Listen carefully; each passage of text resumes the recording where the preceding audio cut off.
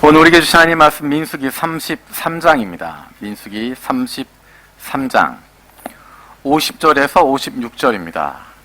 민수기 33장 50절에서 56절입니다. 우리 한 절씩 돌아가면서 읽도록 하겠습니다. 여리고 맞은편 요단강가 모압 평지에서 여호와께서 모세에게 말씀하여 이르시되 이스라엘 자손을 말하여 그들에게 이르라. 너희가 요단강을 건너 가나안 땅에 들어가거든 그 땅의 원주민을 너희 앞에서 다 몰아내고 그 새긴 석상과 부어 만든 우상을 다 깨뜨리며 산당을 다 헐고 그 땅을 점령하여 거기 거주하라. 내가 그 땅을 너희 소유로 너희에게 주었음이라. 너희의 종족을 따라 그 땅을 제비 뽑아 나눌 것이니 그 수가 많으면 많은 기업을 주고 적으면 적은 기업을 주되 각기 제비 뽑은 대로 그 소유가 될 것인즉 너희 조상의 지파를 따라 기업을 받을 것이니라. 그 땅의 원주민을 너희 앞에서 몰아내지 아니하면 너희가 남겨둔 자들이 너희의 눈에 가시와 너희의 옆구리에 찌른 것이 되어 너희가 거주하는 땅에서 너희를 괴롭게 다 함께 읽겠습니다. 나는 그들에게 행하기로 생각한 것을 너희에게 행하리라. 아멘. 우리가 리바이벌 2020 제목으로 계속해서 말씀을 같이 읽고 있습니다. 지난주까지 어제까지 읽었던 말씀이 민수기 30장까지입니다. 창세기, 출애굽기, 레위기, 그리고 민수기, 그리고 민수기는 내일이면 그 끝이 나게 됩니다. 매일 3장씩 혹은 4장씩 소리내면서 성경을 같이 읽어갑니다. 그것을 통해서 두 가지 기쁨을 발견하게 됩니다. 첫 번째는 날마다 성경을 읽고 있다는 것입니다. 믿어지지 않겠지만 날마다 말씀을 읽어간다는 것입니다. 긴 시간은 아니어도 매일 20분씩 30분씩 하나님의 말씀에 귀를 기울이고 있습니다. 매일마다 하나님의 말씀에 귀를 기울이면서 내가 하나님의 자녀라고 하는 그것을 인식하게 됩니다. 두 번째는 성경의 흐름을 볼 수 있다는 것입니다.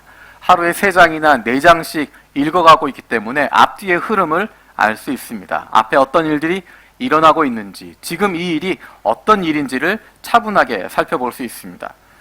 올 1년 지나게 되면 성경 전체의 내용들을 이렇게 차분하게 돌아볼 수 있다고 하는 그것이 얼마나 감사한지 모르겠습니다. 여러분도 그런 기대가 되시죠? 예, 감사합니다. 이제 10달 반만 열심히 하시면 됩니다. 열심히 아니고 그냥 하루에 20분, 30분씩만 따라가시면 됩니다. 하루 20분, 30분씩만 시간 내서 말씀을 읽으면 하루 종일 주님 말씀 기억할 수 있고 묵상할 수 있게 됩니다. 하루가 달라지고 일주일이 달라지고 한 달이 달라지고 1년이 달라질 수 있습니다. 한국부뿐만 아니라 일본부와 중국부에서도 영어부에서도 같이 이 말씀을 읽어가고 있습니다. 그리고 주일마다도 같은 범위 안에서 본문을 결정해서 말씀을 나누고 있습니다. 온 교회가 하나의 말씀을 가지고 한 흐름으로 같이 나아가고 있습니다. 혹시 여러분 가운데 멈추신 분이 계시다면 지금부터 시작하셔도 괜찮고 아직 시작 못하신 분 계시다면 지금부터 시작하셔도 충분히 함께 할 수 있습니다. 매일마다 하나님의 말씀인 성경 20분, 30분씩 소리내서 읽고 또 그 말씀 생각하면서 우리에게 주신 하나님의 음성 날마다 들을 수 있는 그런 말미암은 기쁨이 넘칠 수 있는 저와 여러분들 되었으면 좋겠습니다. 우리가 1월부터 성경을 읽어가는 가운데 가장 어려웠던 그 책은 레위기입니다. 창세기, 출애굽기, 그리고 지금 읽고 있는 민수기, 이 책들은 시간적으로 연결되어져 있습니다. 그리고 사건 중심으로 쓰여져 있기 때문에 읽기가 어렵지 않습니다. 하지만 레위기는 사건 중심이 아니기 때문에 시간의 흐름으로 되는 것이 아니기 때문에 여러 가지 제사 그리고 규례들이 자세하게 나와 있기 때문에 어렵습니다. 여러분 어렵지 않았습니까? 네, 여러분 표정 보니까 전혀 어렵지 않았다. 너무너무 기쁜 마음으로 읽었다. 그런 표정인 것 같습니다. 복잡한 내용인 것 같지만 여러 가지 제사에 대한 이야기들이 나와 있지만 하나님이 왜 그것을 주셨나 하는 부분들을 생각하면 그렇게 지루하지 않게 넘어갈 수 있습니다. 하나님이 왜 이런 제사의 방법들을 주시고 이런 구체적인 삶의 지침들을 주셨을까 하는 것들을 생각해 보는 것입니다. 우리가 잘 아는 것처럼 하나님께서 이스라엘 백성들을 구원해 주셨습니다. 그들을 종되었던 이집트에서 노예되었던 그 땅에서 구해내셨습니다. 그리고 그것으로 끝내는 것이 아니라 그것으로 찬송받고 영광 받으시고 끝나는 것이 아니라 그들을 구원해내시고 그들과 함께하길 원하셨습니다. 이스라엘 백성들을 구해내시고 종되었던 땅에서 건져내시고 그들을 자유인으로 만들어주시고 그들을 하나님의 백성으로 삼아주시는 것입니다. 하나님이 그들과 함께하기를 원하셨던 것입니다.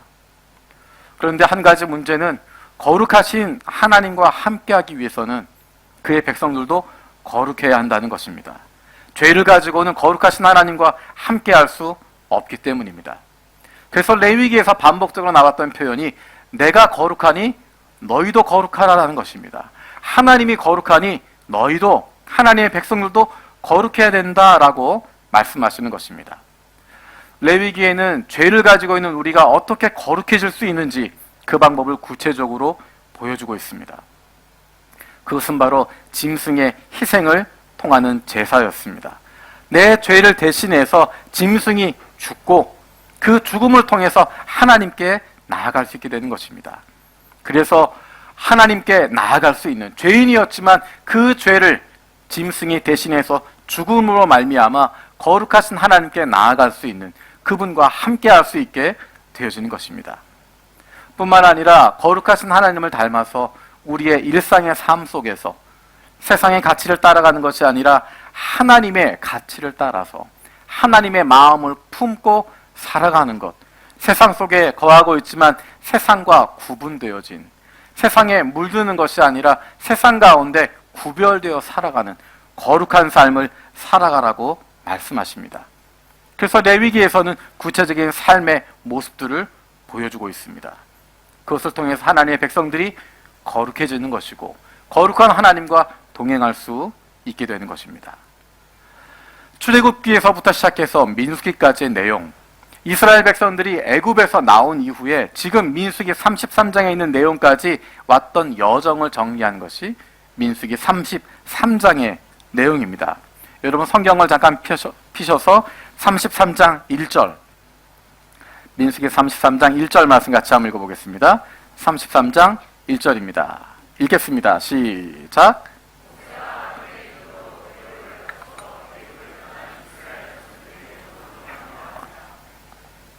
모세와 아론의 인도로 대오를 갖추어 애굽을 떠난 이스라엘 자손이 노정이 이러하다라고 이야기해서 애굽에서부터 출발해서 옮겨지는 부분들을 계속 정리를 하게 됩니다. 그렇게 이동하다가 마침내 어디까지 오게 되는가? 신명기의 무대가 되는 모압 평지까지 오게 됩니다.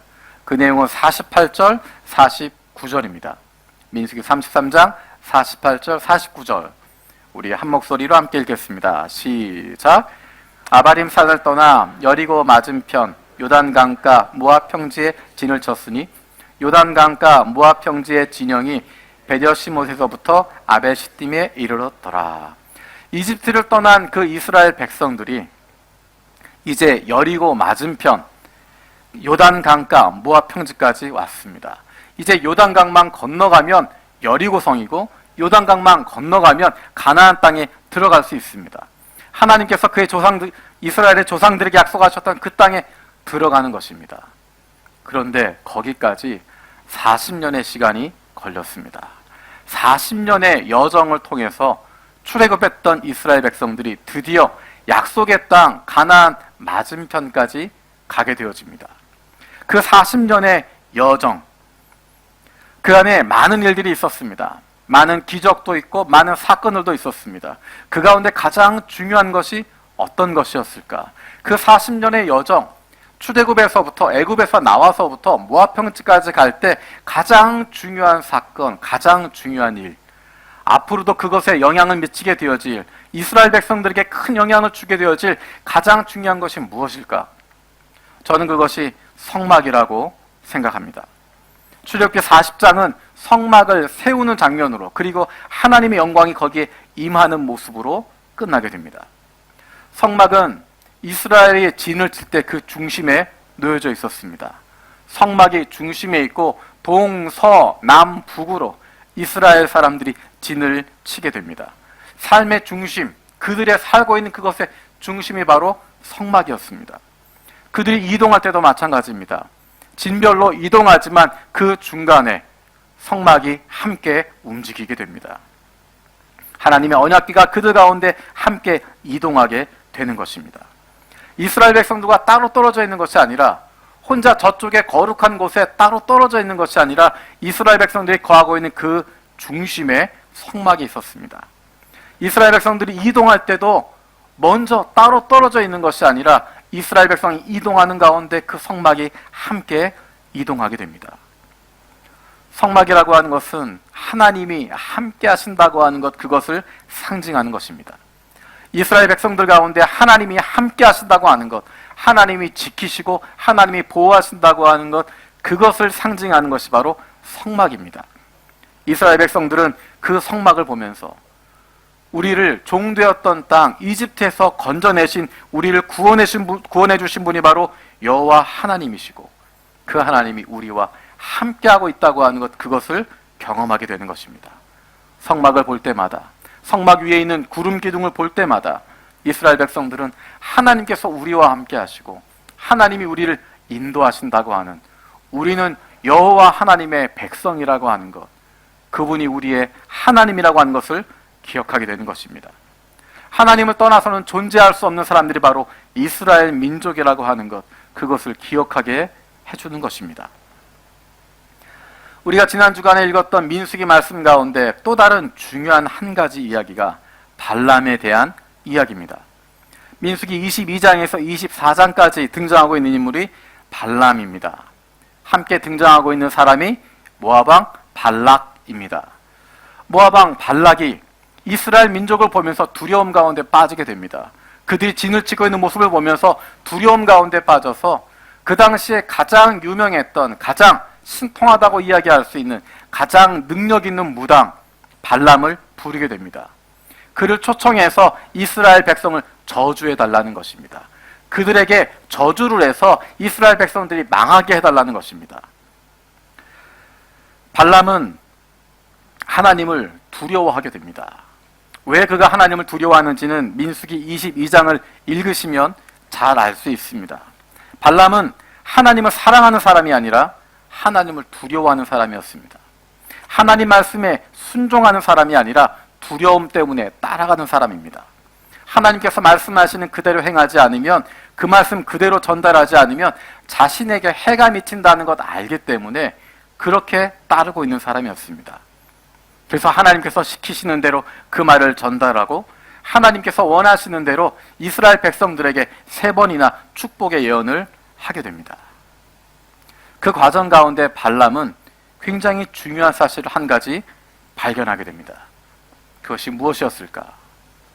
모압왕 발락이 그렇게 두려워하고 있었던, 가나안 땅에 있었던 사람들이 그렇게 두려움 가운데 보고 있었던 이스라엘 민족을 보면서, 그들을 보면서 이 사람들은 별것 아니라는 것입니다. 이스라엘 백성들 소문과 다르다는 것입니다. 이 백성들 별것 아니라고 하는 사실을 발견하게 됩니다. 이스라엘이 이렇게 강했던 이유는 하나님 때문이라고 하는 것을 그는 보게 됩니다. 하나님이 함께 하시기 때문에 이스라엘에게 힘이 있다는 것입니다. 하나님이 보호하시기 때문에 아무도 이스라엘 백성들을 이길 자가 없다는 것입니다.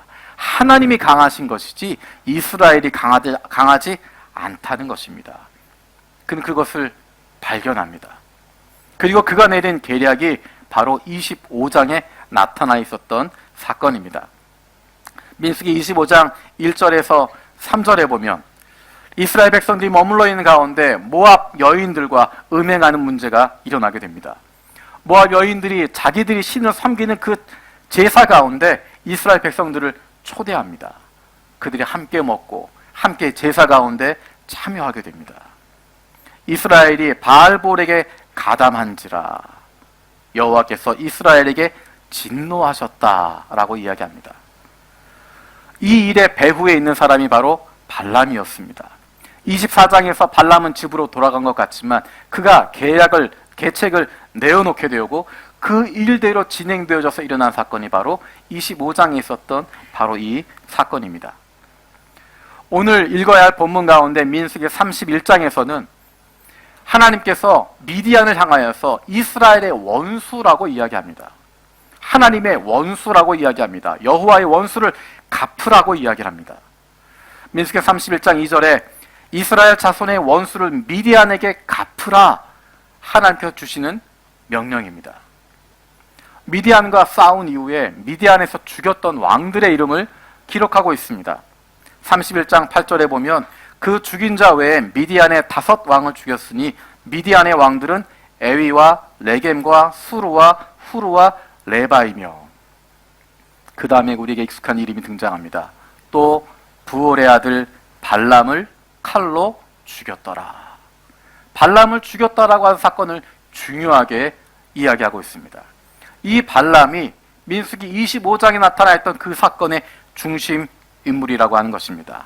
우리 민수기 31장 16절 말씀, 민수기 31장 16절 말씀 같이 읽도록 하겠습니다. 시작. 보라, 이들이 발람의 꾀를 따라 이스라엘 자손을 부올의 사건에서 여호와 앞에 범죄하게 하여 여호와의 회중 가운데 연병이 일어나게 하였느니라. 25장에서 일어난 사건, 그 사건의 중심에 발람이 있었다는 것입니다. 그가 꾀를 내어서 모압 여인들로 하여금 이스라엘 자손들을, 이스라엘 백성들을 유혹하게 만들고 우상 숭배하게 하고 음행하게 했다는 것입니다. 그로 말미암아 하나님이 진노하게 되었다는 것입니다. 25장에서 벌어졌던 사건 그 중심은 하나님과 이스라엘을 떼어놓는 것입니다. 하나님과 이스라엘을 분리시키는 것입니다. 하나님이 싫어하는 일을 이스라엘이 함을 통하여서 하나님이 그들을 버리도록 만드는 것입니다. 하나님이 그들을 미워하도록 만드는 것입니다. 모압 여인들이 자기들의 신들에게 제사할 때 이스라엘 백성들을 초대합니다. 어떻게 보면 이스라엘 백성들의 입장에서는 신기하기도 하고 새롭기도 하고 그들의 욕정을 채울 수 있는 문제가 되기 때문에 그 우상 숭배에 자연스럽게 넘어가게 됩니다. 단순한 성적인 타락뿐만이 아니라 그들이 영적으로 타락하게 되어지는 것입니다.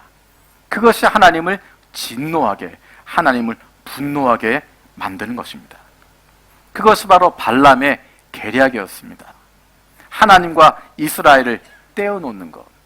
이스라엘은 보란듯이 거기에 넘어가고 맙니다. 그리고 그 일로 말미암아 연병이 일어나게 되고 그 일로 2만 4천 명이나 죽임을 당하게 됩니다. 2만 4천 명이 우상 숭배 때문에 연병으로 죽을 뿐만 아니라 더 큰 문제는 이스라엘 백성들 마음속에 하나님을 두려워하고 하나님을 원망하고 하나님을 멀리하게 된다는 것입니다. 자신들의 죄는 생각하지 않고 모세와 아론이 죽였다라고 생각하고 하나님이 죽였다라고 생각하고 하나님이 2만 4천이나 되는 사람을 죽였다라고 생각하고 그들 마음속에 하나님을 원망하고 하나님을 두려워하고 하나님을 멀리하기 시작합니다. 발람이 노렸던 것은 하나님과 관계가 멀어지게 만드는 것이었습니다. 이스라엘 백성들이 하나님이 싫어하는 일을 하도록 만들고 그로 말미암아 하나님을 원망하게 하고 하나님을 두려워하도록 만드는 것입니다. 하나님과의 관계가 멀어지도록 만드는 것입니다.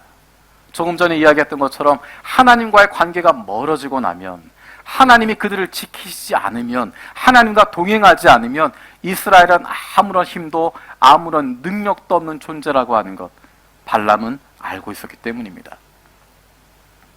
저와 여러분들도 마찬가지입니다. 우리가 하나님의 백성이라고 이야기하고 하나님의 자녀라고 이야기하기 때문에 그래서 우리는 세상을 이길 수 있는 능력을 갖고 있습니다. 우리에게 힘이 있는 것이 아니라 우리에게 능력이 있는 것이 아니라 하나님이 우리의 왕이시기 때문에 하나님이 우리의 아버지이시기 때문에 우리가 그 힘과 능력을 누릴 수 있는 존재가 되어지는 것입니다. 사탄은 우리의 힘과 능력의 근원을 알고 있기 때문에 하나님과의 관계를 멀어지게 만들려고 하는 것입니다. 어떤 방법을 써서라도 하나님과 우리와의 관계를 멀어지게 하고 우리 마음 가운데 하나님에 대해서 서운하게 만들고 우리 마음 가운데 하나님과 떨어지도록 만드는 하나님과의 관계가 점점 서먹해지고 점점 대면대면해지고 점점 그 관계가 식어져서 마침내 아무런 관계가 없는 사이로 만들어버리는 것입니다. 그것을 위해서 사탄이 우리에게 주는 한 가지는 하나님 없이도 살 수 있다는 생각을 주는 것입니다. 하나님 말고도 다른 것이 필요하다고 이야기하는 것입니다. 세상의 가치의 우선순위를 두어야 한다고 이야기하는 것입니다. 겉으로 보기에는 잘 드러나지 않지만 우리의 마음속 깊은 곳에 우리의 삶의 우선순위에 하나님 말고도 다른 것 필요하다고 이야기하는 것입니다. 하나님만 가지고 안 된다고 이야기하는 것입니다. 이스라엘 백성들이 가나안에 들어간 이후에 그들이 하나님에 대해서 이야기합니다. 여호와 하나님이 우리를 출애굽시키셨다. 우리를 구원해 주셨다. 우리를 구해 주셨다. 하지만 그 여호와 하나님의 능력은 애굽에서 우리를 건져내시는 것, 그리고 광야에서 40년 동안 우리를 인도하시는 것, 거기까지라고 생각합니다. 여호와 하나님의 능력은 광야에서는 능력이 있지만 우리가 이제 새로 들어온 땅 가나안에서는 가나안의 신들이 필요하고 그들을 섬겨야 하고 가나안의 풍요와 다산의 신들을 섬기게 될 때 우리가 가나안에서 잘 살 수 있다라고 생각합니다. 그래서 광야의 하나님도 섬기고 가나안에 있는 그 신들도 섬기게 되는 것입니다. 하나님은 버리지 않았다라고 생각하지만, 하나님을 여전히 섬기고 있다고 생각하지만 그들의 마음속에는 하나님도 섬기고 가나안에 있는 신들도 섬기는 것입니다. 하나님은 출애굽시키시고 광야에서 지키시는 분이시고 우리의 삶의 문제, 가나안에서 살고 있을 때는 가나안의 신들을 통해서 우리의 삶의 문제를 해결할 수 있다는 것입니다. 어쩌면 우리 마음속에 하나님은 우리를 구원하셨지만 하나님의 능력은 교회 안에서만, 영적인 부분에만, 종교적인 부분에만 한정되는 것이고, 내가 사업을 할 때는, 내가 직장 생활할 때는, 내가 가정에서 아이들을 가르칠 때는 하나님의 방식이 아니라 세상의 방식대로, 세상 엄마가 하는 것처럼, 일반 직장인들이 하는 것처럼 세상 기업의 방식으로, 세상의 법칙으로 살아야 된다라고 우리 마음 가운데 이야기하는 것입니다. 하나님도 믿지만 하나님 말고 현실적으로 우리에게 필요한 것들이 있고, 현실적으로 더 중요한 것들이 있고, 현실적으로 먹고 사는 문제가 훨씬 더 중요하다고 이야기하는, 우리에게 하나님 말고 더 중요한 것이 있다라고, 하나님 외에 다른 것들이 필요하다고 우리에 끊임없이 이야기하고 있습니다. 사탄이 우리에게 사용하는 또 다른 전략은 우리 안에 있는 죄책감을 통해서 하나님을 멀어지게 하는 것입니다.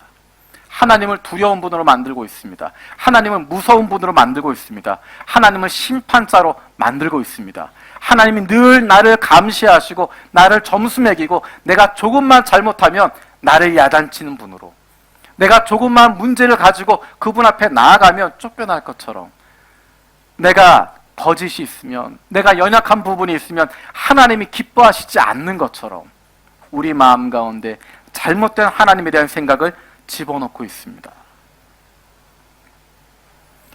특히 신앙의 연륜이 오래된 사람들에게 나타나는 것이 죄책감 때문에 하나님 앞에 나아가지 못하게 하는 것입니다. 교회를 오래 다녀서 아는 것도 많고 여러 가지 일들을 하면서 내가 하나님 앞에 헌신된 부분도 많이 있는데, 어느 사이에 나도 모르게 그것이 죄책감으로 남아 있어서 내가 지금 이 모습 가지고 하나님께 나아갈 수 있을까? 내가 지금 살고 있는 이 모습 하나님이 기뻐하실까? 내가 지금 살아가는 이 모습을 보면 하나님이 기뻐하시지 않을 거야. 그분께 나아가면 야단치실 거야. 그분은 나를 쫓아내실 거야. 나를 가만히 두시지 않을 거야. 교회는 왔다 갔다 하지만, 신앙생활 하고 있는 것 같지만, 다른 사람들 보기엔 늘 은혜를 받고 있는 것 같고 늘 밝은 표정인 것 같지만 마음속에는 하나님을 피해 다니고 있는, 하나님을 만나는 것 두렵고, 하나님의 음성 듣는 것 무섭고, 하나님이 나를 쳐다보는 것 그것이 두려워서 도망 다니게 되고, 바깥으로 돌아다니게 되고, 바깥으로만 나돌게 되어지는, 하나님께 나아갈 수 없도록 만드는 것입니다. 겉으로는 괜찮은 것처럼 신용하지만 그 마음속에 하나님을 통한 기쁨과 즐거움 누리지 못하고, 겉으로 괜찮은 척 인사해가면서, 겉으로 괜찮은 척 얼굴로 마주보고 웃어가면서 그 속은 하나님께 나아가지 못하고 그 마음 가운데 썩어져 가고 있는, 아픔 가운데 어찌할 바 알지 못하게 되어지는, 내 인생의 문제를 어찌 풀지 몰라서 고민하고 있는 그런 비참한 삶을 살아가게 되는 것입니다. 하나님의 자녀의 기쁨과 즐거움을 누리지 못하고 아무런 힘도 없이 교회만 벗어나고 나면, 교회만 떠나고 나면 그저 세상에 끌려서 이리로 저리로 끌려다니고 있는 삶을 살아가게 되는 것입니다.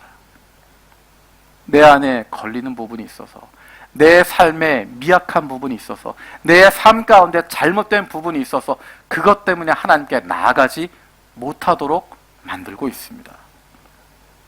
그런데 하나님께 나아가면, 하나님 앞에 엎드리면 우리의 모든 죄를 주님은 용서하시겠다고 말씀하시고, 하나님 앞에 나아가서 용서받지 못할 죄악이 아무것도 없다고 말씀하시는데, 우리는 그것보다는 내 교만한 마음에, 나는 부족해서, 나는 모자라서, 나는 죄가 많아서 하나님께 나아갈 수 없다고 하는 말도 안 되는 겸손한 모습을 가지고, 그것을 겸손이라고 생각하고 하나님께 나아가지 못하게 만드는 것입니다. 왜냐하면 어떤 죄든, 어떤 부족함이든, 어떤 모자란 모습이든 하나님께 나아가면 다 회복되어지고, 다 용서받게 되어지고, 다 새롭게 되어지는데, 하나님과의 관계가 회복되어지는데 사탄은 그것을 원하지 않기 때문에 우리의 마음속에 죄책감을 불러넣게 되어지고, 하나님은 무서운 분으로 잘못된 인식을 갖게 하게 되고 그 앞에 나아가지 못하게 하는 것입니다. 하나님을 점점 잊어버리게 만드는 것입니다. 하나님과의 관계를 멀어지게 만드는 것입니다. 어떤 사람은 풍요로워지고 편안해지기 때문에 하나님으로부터의 마음이 멀어지기도 하고, 어떤 사람은 힘들고 어렵기 때문에 하나님과의 마음을 멀어지게 만들기도 합니다. 처음에는 뜨거운 마음을 가지고 있었지만 시간이 지나가면서, 5년, 10년, 20년 시간이 지나가면서 하나님과의 관계가 그저 교회에는 왔다 갔다 하지만 내 삶에는 어떤 영향도 주지 못하는, 아무런 관계가 없는 것처럼 살아버리게 되는 것입니다. 우리의 힘은 하나님과 함께함으로 생기게 되는 것입니다. 우리의 능력이 아니고, 우리의 선함이 아니고, 우리의 힘이 아니고, 하나님을 떠나선 우리는 아무것도 할 수 없는 존재들입니다. 지금까지 무엇인가 할 수 있었던 것처럼 보이는 것, 지금까지 무엇인가 이루게 되었던 것, 지금까지 오게 되었던 것, 내 힘이 아니라, 내 능력이 아니라 나와 함께 하시는 하나님께서 하신 것이고, 나와 함께 하시는 하나님이 나를 붙잡고 계셨기 때문에 여기까지 올 수 있었는데, 그것을 잊어버린다면, 하나님을 떠나버린다면 우리는 아무것도 할 수 없습니다. 하나님을 떠나지 않는 것이 가장 중요한 것입니다. 많은 일을 하는 것보다, 많은 것을 이루는 것보다 중요한 것은 예수님 말씀하신 것처럼 포도나무를 떠나지 않는 것입니다. 하나님을 떠나지 않는 것입니다. 사단은 우리로 하여금 하나님과의 관계가 멀어지게 만듭니다. 다른 것에 의지하도록 만들고, 다른 것에 우선순위를 두도록 만듭니다. 그리고 우리의 그런 모습 때문에 죄책감을 가지게 되고 하나님을 더 두려워하게 되는, 하나님 앞에 나아가지 못하도록 만드는 것입니다. 우리 안에 필요한 것은 하나님을 떠나지 않겠다는 결단입니다. 우리의 어떠함에도 불구하고 하나님은 우리를 사랑하시기 때문에, 하나님과 우리 사이를 아무리 갈라놓으려고 해도, 하나님을 떠나게 만들려고 해도 나는 끝까지 하나님을 떠나지 않겠다라고, 그분을 떠나서 나는 아무것도 할 수 없는 존재라고 고백하는 것입니다. 그런데 이것을 날마다 기억하며 산다고 하는 것이 쉽지 않습니다. 한 번 결심하지만, 한 번 결단하지만, 한 번 은혜 받고 내가 하나님 없이는 못 산다고 생각하고 하나님만 붙잡아야 된다고 생각하지만 날마다 그 마음 지키고 산다고 하는 것이 쉽지 않습니다. 우리가 잘 알고 있는 사도 바울, 그가 이 땅에서의 그의 인생의 마지막을 돌아보면서 사랑하는 디모데에게 편지를 씁니다. 그것이 바로 디모데 후서입니다. 디모데 후서에서 그의 인생을 돌아봅니다. 그리고 이렇게 고백합니다. 제가 읽어드리겠습니다. 디모데 후서 4장 7절입니다. 나는 선한 싸움을 싸우고 나의 달려갈 길을 마치고 믿음을 지켰으니. 믿음을 지켰다라고 이야기합니다. 사도 바울이, 우리가 알고 있는 바로 그 사도 바울이 자기의 인생을 돌아보면서 믿음을 지켰다라고 이야기합니다. 믿음을 지키고 있다고 이야기합니다. 완성된 것이 아닙니다. 내가 승리하였다라고 이야기하는 것이 아니라, 이것이 온전히 세워졌다, 끝내는 것이 아니라 믿음을 지킨다라고 이야기합니다. 사도 바울도 끊임없이 그 믿음을 지킨다는 것입니다. 믿음을 지킨다고 하는 것 쉽지 않습니다. 쉽지 않은 것이 당연한 것입니다. 날마다 날마다 그것을 지키려고 노력하는 것이고, 날마다 그것을 싸워가는 것입니다. 우리가 이번 주에 읽게 될 신명기에서 반복적으로 말씀하시는 부분이 그겁니다. 이제 요단강만 건너가면 가나안 땅에서 삶이 시작되는데, 그것에 대해서 너희가 어떻게 살아야 되는지 반복적으로 하나님이 말씀을 주십니다. 40년 동안에 있었던 그 일들을 다시 한번 정리해서 이스라엘 백성들에게, 이제 곧 가나안에 들어갈 그 출애굽 2세대에게 너희들이 어떻게 살아야 된다, 어떻게 마음이 흐트러지면 안 된다, 어떻게 지켜야 된다 하는 이야기를 반복해서 이야기하고 있습니다. 그 중심되는 이야기가 오늘 읽었던 본문 말씀입니다. 우리 다시 한번 51절에서 53절, 51절에서 53절 말씀 우리 함께 읽도록 하겠습니다. 민수기 33장 51절에서 53절입니다. 같이 읽겠습니다. 시작.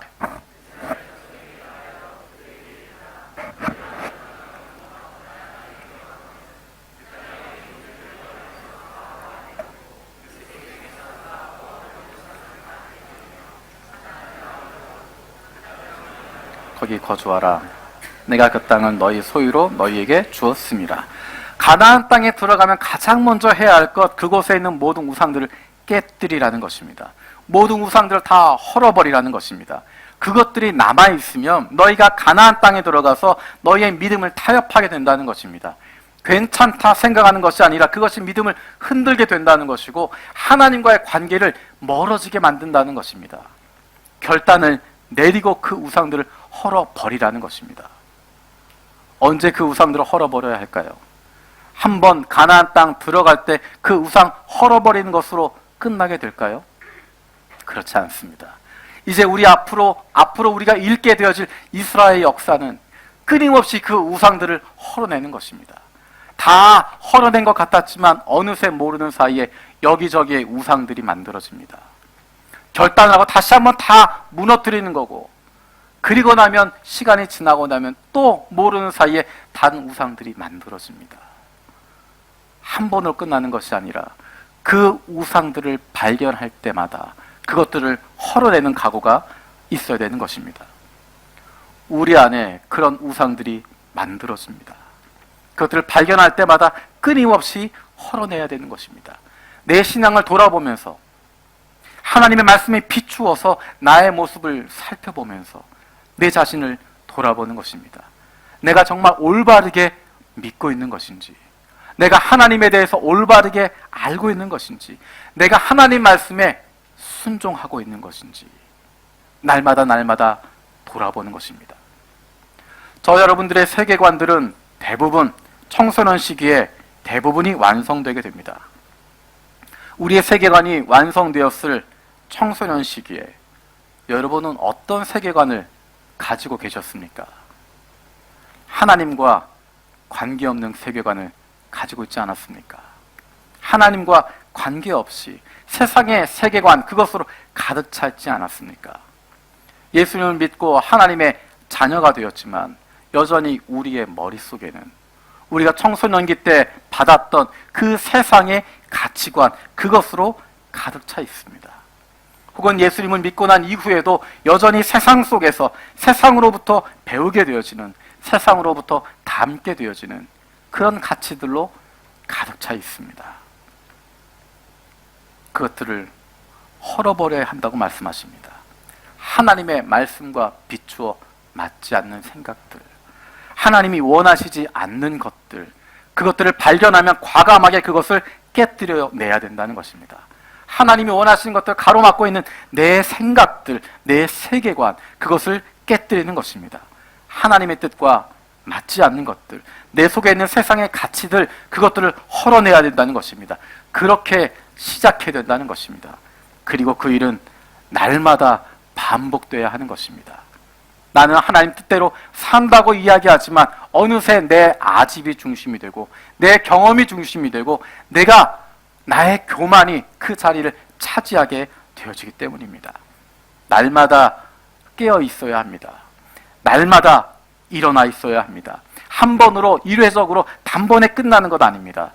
날마다, 매일마다, 매 순간마다 하나님께서 우리에게 우리의 잘못된 세계관을 깨뜨리라고 말하시고 거기에 새로운 것을 넣어야 한다고 말씀하십니다. 새로운 것을 채워야 한다고 말씀하십니다. 그것이 바로 예수 그리스도의 은혜입니다. 그것이 바로 하나님의 지극하신 사랑입니다. 그것이 바로 성령님의 놀라우신 능력입니다. 그것을 우리에게 경험하게 하는 것이 바로 성찬식입니다. 오늘 우리가 성찬식이 있는 주일입니다. 성찬식은 우리의 구원이 어디로부터 왔는지를 다시 한번 기억하게 해주는 것입니다. 단순히 머릿속으로 기억하는 것이 아니라 그로부터 오는 힘을 얻게 되어지는 것입니다. 우리에게는 다른 것 필요하지 않습니다. 오직 한 가지, 예수 그리스도 그 한 분만 믿는 것입니다. 그분만 의지하고 그분과 함께 나아가는 것입니다. 다른 무엇도 아닙니다. 다른 누구도 아닙니다. 내 자신을 믿는 것도 아닙니다. 우리에게 생명 주신 그분을, 우리가 심판에 이르지 않도록 우리를 구원해 주신 예수 그리스도, 그분을 믿는 것입니다. 나를 위해서 자신의 모든 것을 내어주신 예수 그리스도, 그분으로 인해서 저와 여러분들은 사망에서 생명으로 이미 옮겨졌습니다. 나를 구원하신 그 예수 그리스도의 은혜와 우리를 향하신 하나님의 위대하신 사랑과 우리와 날마다 동행하신 그 성령이 함께 하심이 우리를 하나님의 자녀답게, 우리를 하나님의 백성답게 살아갈 수 있게 하고 있습니다. 오늘 성찬식을 통해서 바로 그 예수 그리스도를 만날 수 있는 저와 여러분들 되어지길 원합니다. 기도하겠습니다. 살아계신 아버지 하나님, 감사드립니다. 이스라엘 민족, 그들을 구원하실 뿐만 아니라 그들을 하나님의 백성으로 삼으시고 하나님께서 약속하신 그 땅으로 인도하여 주시고 하나님께서 함께 하심을 감사드립니다. 사탄은 어찌하든지 하나님과 이스라엘을 떼어놓으려고 했지만, 그래서 우리에게도 지금 이 순간에도 하나님과 우리와의 관계를 멀어지게 만들고 떨어지게 만들려고 하지만, 하나님, 우리에게는 하나님밖에 없다고 하는 것 날마다 기억하게 해주시고, 죄가 있지만, 부족하지만, 모자라지만, 그럼에도 불구하고 우리를 끝까지 사랑해 주신 그 하나님 앞에 나아갈 수 있는 저희들 되게 하여 주시옵소서. 날마다 우리의 마음 가운데 우상이 만들어질 때 그 우상들을 헐어버리게 하여 주시고 다시 주님께 집중하게 하여 주시옵소서. 이제 나를 위해서 모든 것을 내어주신 그 몸이 찢기시고 마지막 피 한 방울까지 흘리신 예수 그리스도를 기념하는 성찬식을 참여합니다.